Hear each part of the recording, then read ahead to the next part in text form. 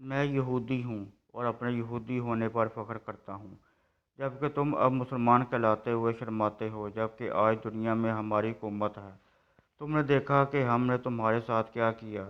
ہم تمہاری سڑکوں پہ پھرے تو ہمیں تمہارا حال پسند نہیں آیا۔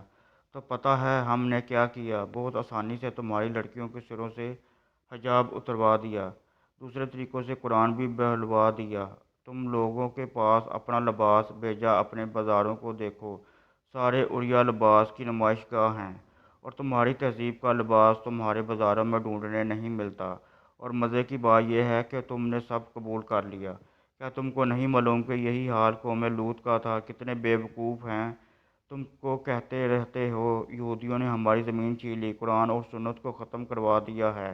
تم کہاں مر گئے ہو؟ کچھ کیوں نہیں کرتے؟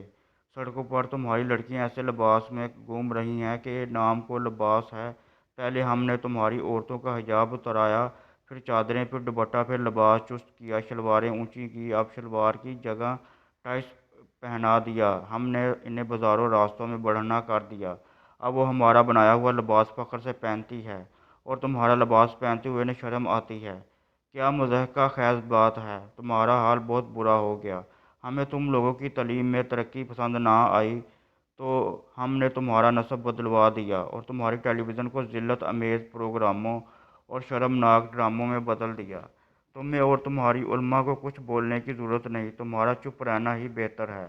ہم نے تمہارے نوجوانوں کو بھٹکا دیا۔ ایک دور تھا کہ تم ایک پاکیزہ اور غالب امت تھے، آج تم ذلت کی پستیوں میں اتر گئے ہو۔ بیچارے! ہم نے محسوس کیا تم لوگوں کی زبان میں عربی بہت خوبصورت ہے، جس سے تم قرآن پڑھتے ہو، اور اہل جنت کی بھی یہی زبان ہوگی۔ تو ہم نے تمہاری زبان کو بے فائدہ اور فضول قرار دیا، اور تم لوگوں نے فوراً یقین کر لیا۔ پھر تم دوسری زبانوں میں فخر کرنے لگے، ہائے ہائے، ہیلو، مرسی، برسٹیج وغیرہ وغیرہ، اور تم نے اپنے دعائیہ خوبصورت کلمات السلام علیکم چھوڑ کر انہی کا استعمال شروع کر دیا۔ اور ہم تمہیں اسی طرح پسند کرتے ہیں، اور ہمیں یہ بھی پسند نہیں آیا کہ تم لوگوں کو متحد دیکھیں، تو ہم نے تمہاری مسجدوں کو اڑا دیا اور الزام بھی تم پر بھی لگایا۔ اس سے تمہارے درمیان باہمی لڑائیاں شروع ہو گئیں۔